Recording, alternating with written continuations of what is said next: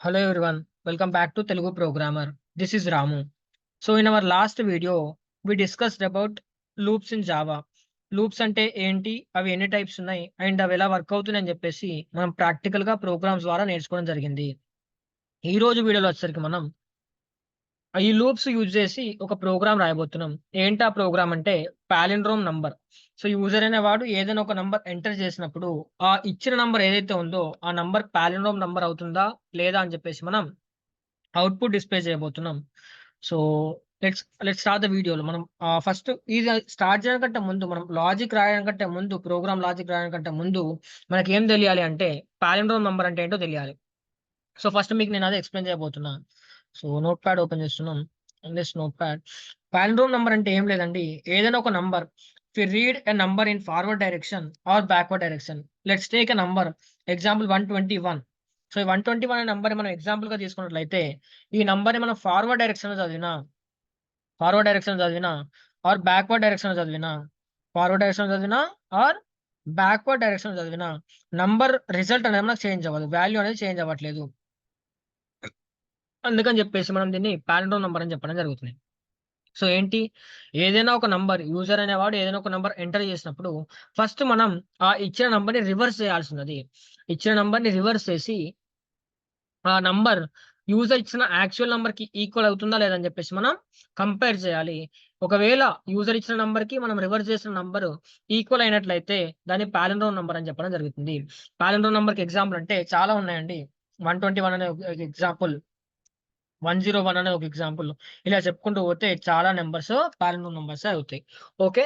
So, ఇప్పుడు మనం ఏం చేయాలి? యూజర్ ఇచ్చిన నంబర్ పాలిండ్రోమ్ అవుతుందా కాదా చెక్ చేయనికి మనం ఒక లాజిక్ రాయాల్సున్నది. Java logic. సో, అదేంటో ఇప్పుడు మనం రాద్దాం. ఎక్లిప్స్‌లోకెళ్ళి ఓపెన్ చేసి లాజిక్ అనేది రాద్దాం. ఓకేనా? Yeah! So, here I am creating a class. Class name వచ్చేసరికి పాలిండ్రోమ్ అని చెప్పేసి నేను రాయడం జరుగుతుంది.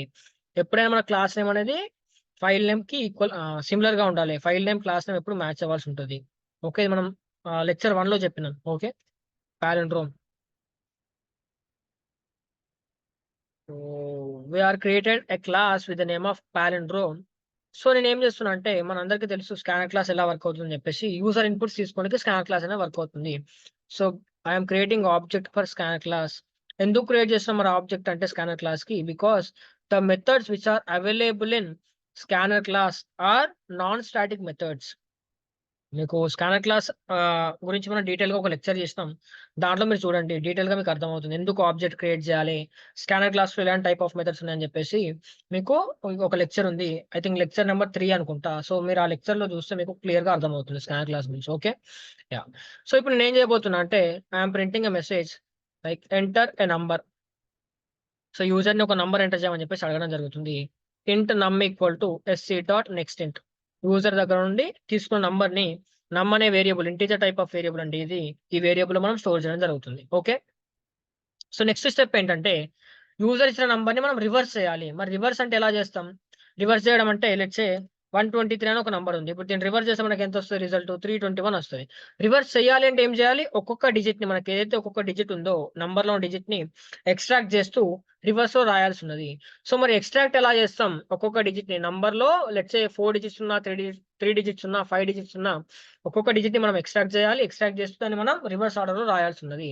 సో, అదెలా రాస్తామంటే సో, 123లో నాకు 3 రావాలి అంటే I can divide or modulus 10 చేసినట్లయితే 123 మాడ్యులస్ 10 చేసినట్లయితే నాకు రిమైండర్ అనేది 3 వస్తుంది.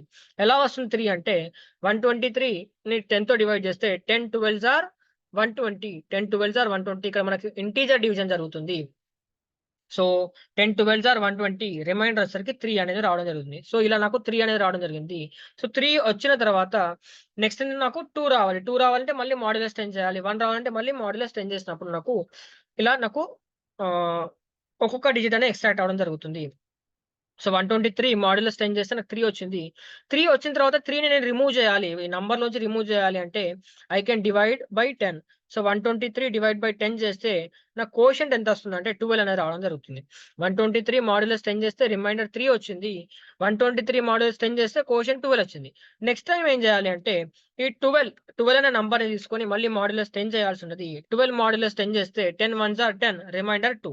రిమైండర్ అనేది 2 రావడం జరిగింది. సో నాకు ఈ 2 కూడా వచ్చేసింది. 3 వచ్చింది. దాని తర్వాత 2 వచ్చింది. 2ని ఎక్స్ట్రాక్ట్ చేసిన తర్వాత నేను రిమూవ్ చేయాలి కాబట్టి 12 డివైడ్ బై 10 చేసినట్లయితే నాకు రిమైండర్ అనేది 1 రావడం జరుగుతుంది. 10 వన్స్ ఆర్ 1 రిమైండర్ 2 వచ్చింది. 10 వన్స్ ఆర్ 1 కాబట్టి కోషంట్ 1 వచ్చింది. మళ్ళీ again I need to divide ఇవన్నీ మళ్ళీ మాడ్యులస్ 10 చేయాలి. 1 మాడ్యులస్ 10 రాయాల్సి ఉన్నది.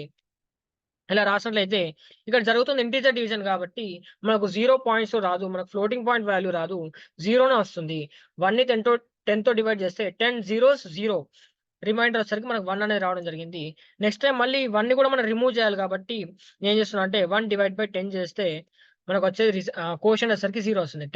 10 0 0 రిమైండర్ 1.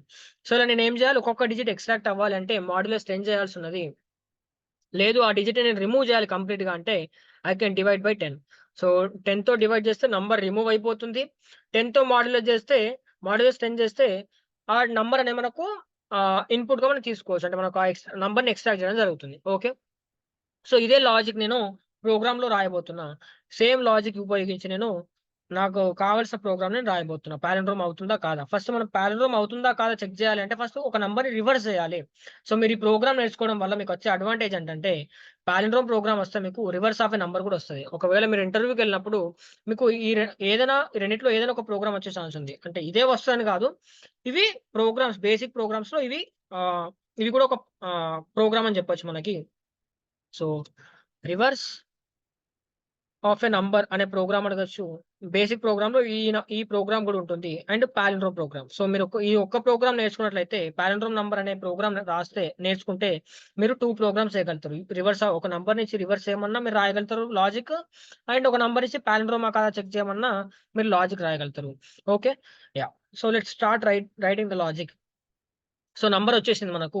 యూజర్ ఇచ్చిన నంబర్ వచ్చింది. వచ్చిన తర్వాత నేనేం జేయాలి అంటే, ఆ నంబర్‌ని ఒక లూప్‌లో రన్ జేయాలి. ఎందుకు లూప్‌లో రన్ జేయాలంటే, యూజర్ అనేవాడు 3 డిజిట్ నంబర్ ఇస్తారా, 4 డిజిట్ నంబర్ ఇస్తారా, 5 డిజిట్ నంబర్ ఇస్తారా నాకు తెలియదు కాబట్టి, సో 3 డిజిట్స్ ఇస్తే నేను ఆ 3 నంబర్స్‌ని ఎక్స్ట్రాక్ట్ చేయాలి. 4 ఇస్తే 4 నంబర్స్ ఎక్స్ట్రాక్ట్ చేయాలి. 5 ఇస్తే 5 డిజిట్స్‌ని ఎక్స్ట్రాక్ట్ చేయాలి కాబట్టి, సో నేనేం చేస్తున్నా అంటే instead of doing it manually ఎన్ని డిజిట్స్ ఇస్తారో నాకు తెలియదు కాబట్టి, సో నేను లూప్ హెల్ప్ తీసుకుంటున్నా. వైల్ లూప్ హెల్ప్ తీసుకోవడం జరుగుతుంది. సో ఇక్కడ ఏం రాస్తా అంటే నమ్ నాట్ ఈక్వల్ టు 0 అని చెప్పేసి రాస్తాం. నంబర్ అనేది 0కి ఈక్వల్ కానంత వరకు ఈ లూప్ రన్ అవుతుంది. ఓకే. నమ్ యొక్క వాల్యూ యూజర్ ఇచ్చిన వాల్యూ లెట్స్ సే 123 అనే నంబర్ ఇస్తే 123 0కి ఈక్వల్ అయ్యేంత వరకు ఈ లూప్ అనేది మనకు ఇటరేట్ అవ్వడం జరుగుతుంది. ఓకే. ఎప్పుడైతే 0కి ఈక్వల్ అవుతుందో అప్పుడు మనకి లూప్ అనేది ఆగిపోతుంది. ఓకే. బ్రేక్ అయిపోతుంది. సో, ఇప్పుడు నాకు లూప్‌కి కండిషన్ వచ్చేసింది. నెక్స్ట్ నేనేం జేయాలంటే, ఒక్కొక్క డిజిట్ ఎక్స్ట్రాక్ట్ జేయాలి. డిజిట్ ఎలా ఎక్స్ట్రాక్ట్ చేస్తున్నాం? మాడ్యులస్ 10 చేస్తే డిజిట్ వస్తది. దీన్నే రిమైండర్ అని గూడా చెప్పొచ్చు. సో, అందుకని జెప్పేసి నేనేం చేస్తున్నానంటే, ఇంట్ ఆర్, ఆర్ అనే ఒక variable integer type of variable declare చేయడం జరిగింది. ఇంట్ are equal to num modulus 10 చేస్తున్నాం. నమ్ మాడ్యులస్ 10 చేస్తే లెట్స్ సే 123 అనే నంబర్ తీసుకుంటే 123 మాడ్యులస్ 10 ఫస్ట్ ఇటరేషన్‌లో 123 మాడ్యులస్ 10 చేస్తే ఆర్ అనే వేరియబుల్‌లో మనకి 3 అనే వాల్యూ ఉండడం జరిగింది. ఆర్ అనే వేరియబుల్‌లో 3 అనేది రావడం జరుగుతుంది.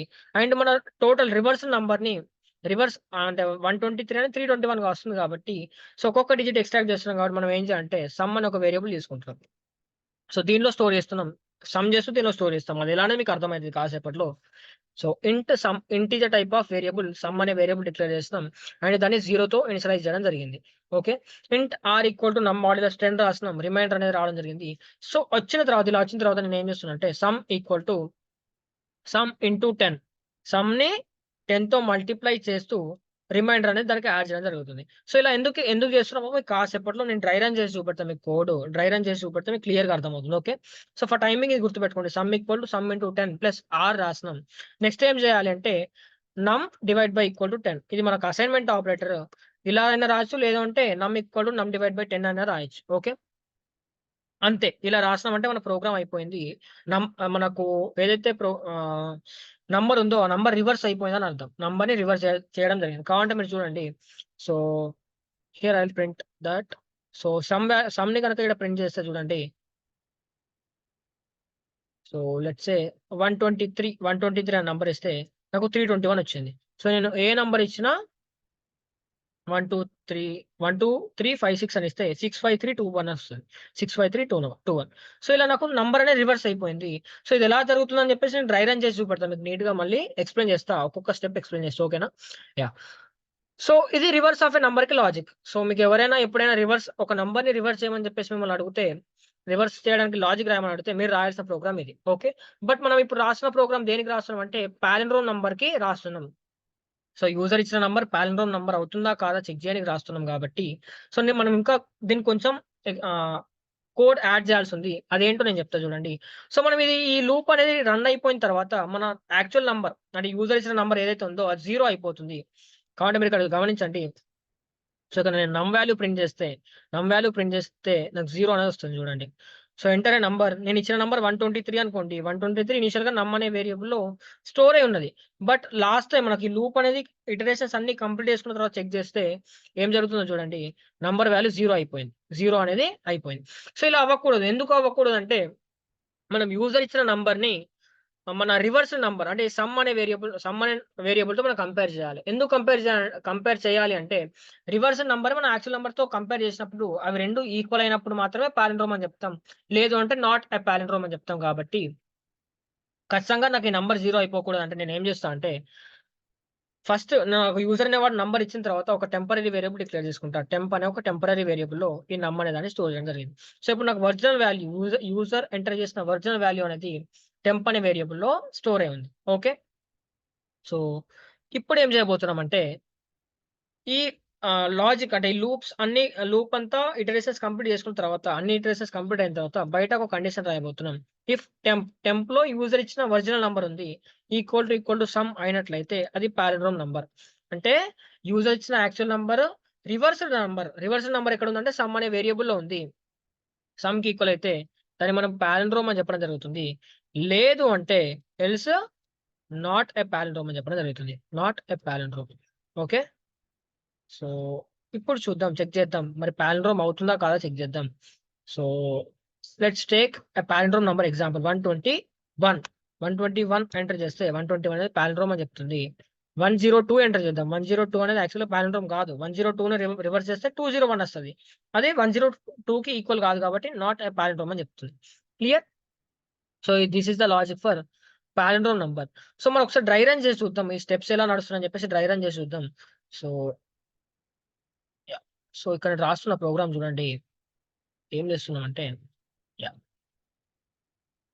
సో, ఇనీషియల్‌గా నేను 121 అనే ఒక నంబర్ తీసుకున్నామనుకోండి. 121 అనే ఒక నంబర్ తీసుకుంటే, ఈ 121 అనే నంబర్ నాకు నమ్ అనే వేరియబుల్‌లో స్టోర్ అయిపోయింది.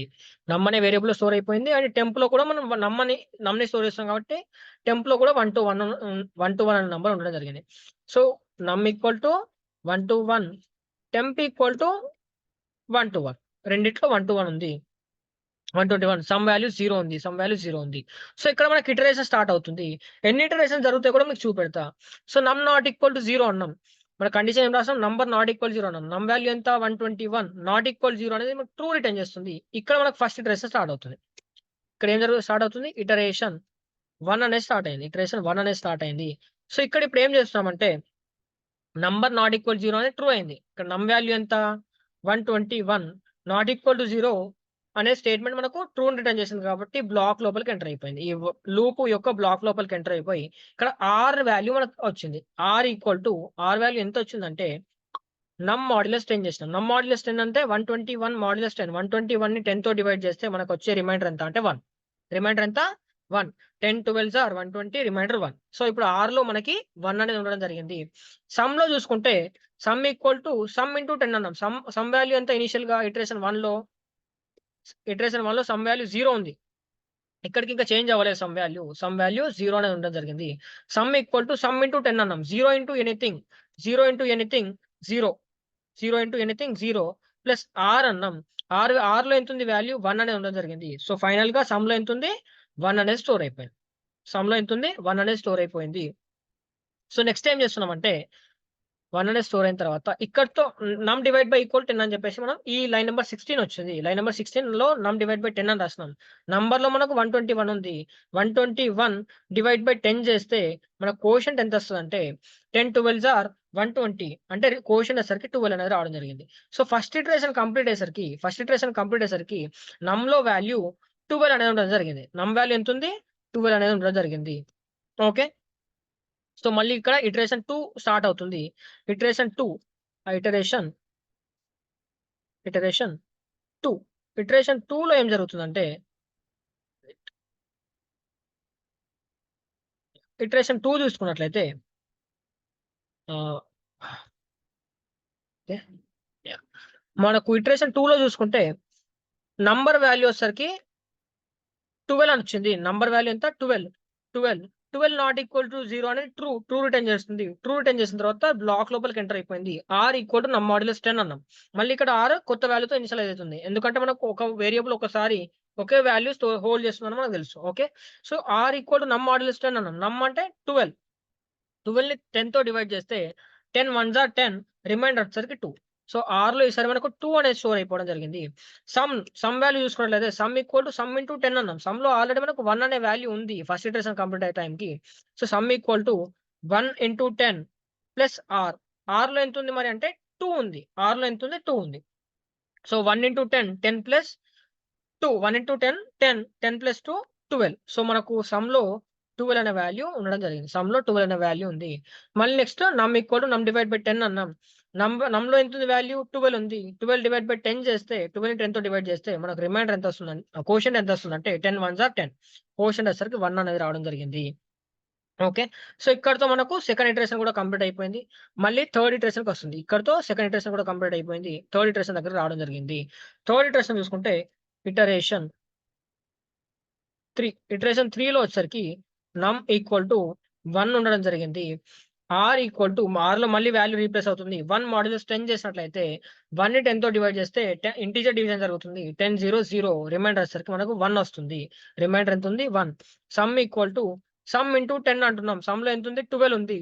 12 ఇంటూ 10 12 ఇంటూ 10 ప్లస్ ఆర్‌లో ఎంతుందంటే 1 ఉండడం జరిగింది. So 12 tens are 120. 120 ప్లస్ 1 121. 121 అనేది రావడం జరిగింది. నెక్స్ట్ మళ్ళీ నమ్ డివైడ్ బై ఈక్వల్ టు 10 అంటున్నాం. 1ని 10తో డివైడ్ చేస్తే నమ్ ఈక్వల్ టు 1 డివైడ్ బై 10 చేస్తే 1ని 10తో డివైడ్ చేస్తే 10 0 0 కోషంట్ అనేది మనకు 0 రావడం జరిగింది. 0 వచ్చిన తర్వాత మళ్ళీ నెక్స్ట్ కండిషన్ చెక్ చేయనీకెళ్తుంది. సో ఇప్పుడు నమ్‌లో ఎంతుంది? ఫైనల్‌గా 0 అనేది ఉండడం జరిగింది. 0 ఉంది కాబట్టి సో నమ్‌లో వాల్యూ 0 ఉంది. 0 నాట్ ఈక్వల్ టు 0 అనేది మనకు కండిషన్ ఫాల్స్ రిటర్న్ చేస్తుంది. ఫాల్స్ ఎప్పుడైతే అవుతుందో కండిషన్ ఎప్పుడైతే ఫాల్స్ రిటర్న్ చేస్తుందో అప్పుడు మనకు లూప్ అనేది బ్రేక్ అయిపోయి నెక్స్ట్ ప్రోగ్రామ్‌లో ఉన్న స్టేట్మెంట్స్ ఎగ్జిక్యూట్ చేస్తుంది. లూప్‌లోకి మళ్ళీ బ్లాక్‌లోకి ఎంటర్ అవ్వకుండా లూప్ అనేది బ్రేక్ అయిపోయింది. సో ఇప్పుడు ఇక్కడికొచ్చి చూస్తే టెంప్ ఈక్వల్ టు సమ్ అంటున్నాం. టెంప్‌లో ఎంత ఉంది అంటే 121 అంటున్నాం. టెంప్‌లో 121 ఉంది. మరి సమ్‌లో ఎంత ఉంది వాల్యూ అంటే సమ్‌లో అన్ని ఇటరేషన్స్ కంప్లీట్ అయ్యేసరికి 121 ఉంది. So 121 double equal to 121. 121 equal to 121. ఇది ట్రూ రిటర్న్ చేస్తుంది కాబట్టి మనం పాల్రోమ్ అని చెప్పడం జరిగింది. ఒకవేళ 121 కాకుండా అక్కడ ఏదైనా 321 ఉందనుకోండి, 123 ఉందనుకోండి, అప్పుడు మనకు రివర్స్ నంబర్ వచ్చేసరికి 321 వస్తది. 321 నాట్ ఈక్వల్ టు 121. సో ఇవి 2 ఈక్వల్ కాబట్టి మనకి ఎల్స్ బ్లాక్ అనేది ఎగ్జిక్యూట్ అవుతుంది. Okay. Clear? So I hope అందరికీ ఈ ప్రోగ్రామ్ బాగా అర్థమైందనుకుంటున్నాను. అండ్ మీరు గనుక మన ఛానెల్‌ని ఇప్పటివరకు సబ్స్క్రైబ్ చేయనట్లయితే ఖచ్చితంగా సబ్స్క్రైబ్ చేయండి. బెల్ ఐకాన్‌ని క్లిక్ చేయండి. సో థట్ నేను రోజు అప్‌లోడ్ చేసే వీడియోస్ మీకు నోటిఫికేషన్‌గా రావడం జరుగుతుంది. Okay. Yeah! Thanks for watching this video and by.